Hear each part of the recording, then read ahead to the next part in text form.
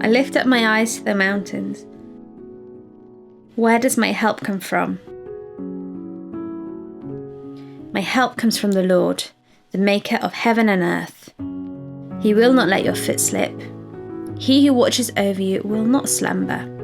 Indeed, he who watches over Israel will neither slumber nor sleep.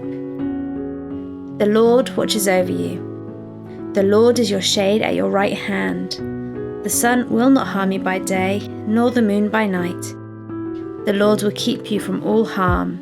He will watch over your life.